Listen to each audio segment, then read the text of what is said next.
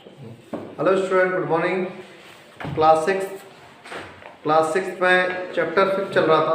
बहुत interesting chapter है chapter 5, जिसमें क्या है कि शेप्स को आपको पहचानना है। तो अंडरस्टैंडिंग एलिमेंट्री शेप इसका नाम था।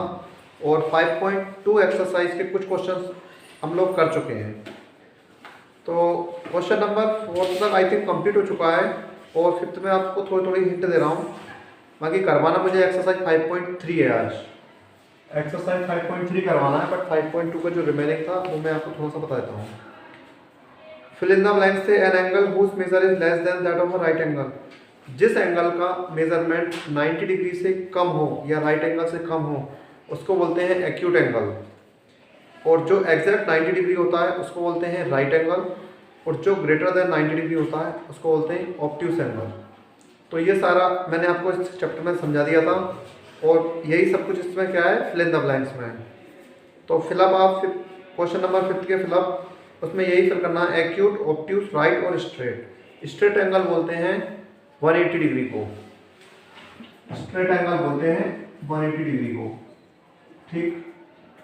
और राइट एंगल बोलते हैं 90 डिग्री को।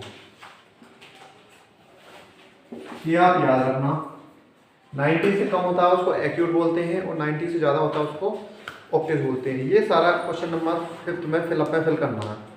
क्वेश्चन नंबर 6 में देखना, find the measure of the angle shown in figure. देखिए फर्स्ट वाला जो डायग्राम दिया है इस तरह का, ये आपका डी है।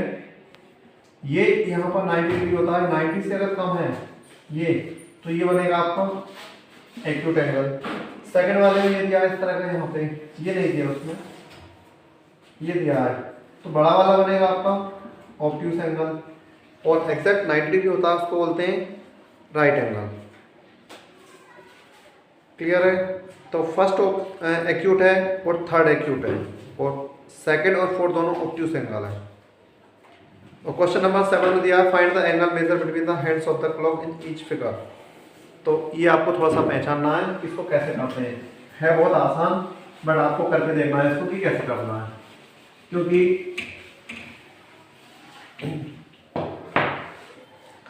अगर एंगल इस तरह का बना है, ये आपकी वॉच है, ये दिख रहा है आपको राइट एंगल है, और ये कितना है 90 डिग्री है, और लास्ट वाले में 6 बजे हैं, यानी कि इस तरह की लाइन खींची है, और इस तरह की लाइन खींची, मतलब एक स्ट्रेट एंगल बनेगा यहाँ पर, वो कितना होता है 180 डिग्री का। तो ये आपको थोड़ा सा पहचानना है, और फिर आपको बताना है कि कितने का एंगल होगा। और अगर फिर भी समझ में नहीं आता तो आप मुझसे पूछ सकते हैं। इस चैप्टर में मैंने आपको बोला था कि आपको स्केलेन ट्राइंगल पढ़ना है, आइसोसेलेस ट्राइंगल पढ़ना है, और इक्विलैटरल ट्राइंगल पढ़ना है। मैं आपको पहले समझाता हूँ होते क्या क्या है। एक होता है स्केलिंग ट्राइंगल। स्केलेन ट्राइंगल वो होता है इसकी तीनों साइड अलग अलग होता है, यानी कि ए, बी और सी। जिस ट्राइंगल की तीनों साइड डिफरेंट होती हैं उसको बोलते हैं स्केलेन ट्राइंगल। एक होता है आइसोसेलेस ट्राइंगल। आइसोसेलेस ट्राइंगल, जिस ट्राइंगल की दो साइड इक्वल हो, ये दोनों साइड इक्वल है और ये अलग है, तो जिसकी दो साइड इक्वल होती हैं उसको बोलते हैं आइसोसेलेस ट्राइंगल।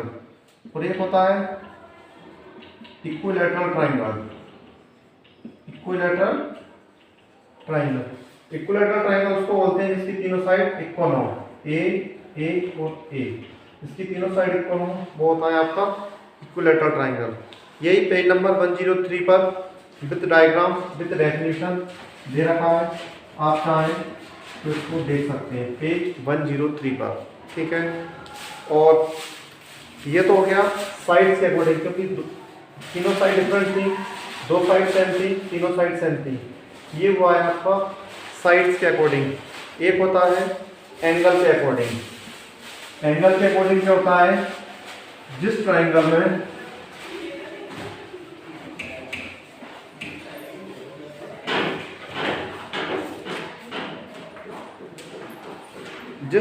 में सभी एंगल 90 डिग्री से कम हो, जिस ट्राइंगल में सभी एंगल 90 डिग्री से कम हो, वो होता है एक्यूट ट्राइंगल। ये देखिए आप, ये मान लीजिए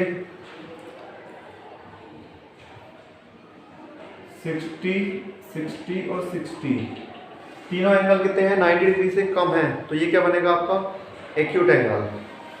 ठीक है, एक्यूट एंगल। पहले मैंने बताया था आपको, वो बताया था साइड के बेस में, ये बताया मैंने आपको एंगल की बेस का। ओके, इसमें एक राइट एंगल हो तो वो बनेगा कौन सा, राइट एंगल। और जिसमें एक भी एंगल अगर 90 से बड़ा हो तो वो बन जाता है आपका ऑब्ट्यूस एंगल। याद रखना, सारे एंगल 90 से कम है तो एक्यूट एंगल, अगर एक एंगल राइट एंगल है तो राइट एंगल मतलब 90 डिग्री है तो राइट एंगल, और अगर एक भी एंगल 90 डिग्री से बड़ा है तो वो बनेगा आपका ऑब्ट्यूस एंगल। थोड़ी सी राइटिंग मिस्टेक हो गई, इसको बोलते हैं ऑब्ट्यूस एंगल। सारा कुछ बुक में दिया है, अब फटाफट स्टार्ट करिए एक्सरसाइज 5.3, इसके क्वेश्चन देखते हैं। Exercise 5.3 question number 1। Exercise 5.3 question number 1 है, classify the triangle shown below as scalene triangle, isosceles और equilateral triangle, the length of the sides are given. आपको 5.3 क्वेश्चंस को देखते हुए आपको ये बताना है कि ये जो उसकी साइड्स दी हैं वो कौन सा ट्राइंगल है, स्केलेन है, आइसोसेलेस है या इक्विलैटरल है। तो देखिए पहला डायग्राम जो दिया है उसकी ये दोनों साइड्स कैसे दिए, इक्वल, 3 और 3, और ये दिए 4.2। अभी मैंने आपको बताया था जिस ट्राइंगल की दो साइड्स इक्वल होती हैं उसको बोलते हैं आइसोसेलेस ट्राइंगल। क्या बोलते हैं उसको, आइसोसेलेस ट्राइंगल। ये बात ठीक है। सेकंड डायग्राम में दिया है उसकी तीनों साइड्स इक्वल हैं, जिसकी तीनों साइड इक्वल होंगी उसको बोलेंगे इक्विलैटरल ट्राइंगल। और थर्ड डायग्राम दिया है जिसमें तीनों साइड डिफरेंट हैं और जिसमें तीनों साइड डिफरेंट होंगी उसको क्या बोलेंगे, इसको बोलेंगे स्केलेन ट्राइंगल। क्या क्या डायमेंशन है, 4.3, 6 और 5.2, इसको बोलते हैं स्केलिंग ट्राइंगल, क्योंकि जिस ट्राइंगल की तीनों साइड डिफरेंट होती हैं इसको बोलेंगे scalene triangle. Question number first finish है, इसको सिर्फ पहचानना था कि कौन सा ट्राइंगल है कौन सा नहीं है। अब क्वेश्चन नंबर सेकंड देखिए आप लोग।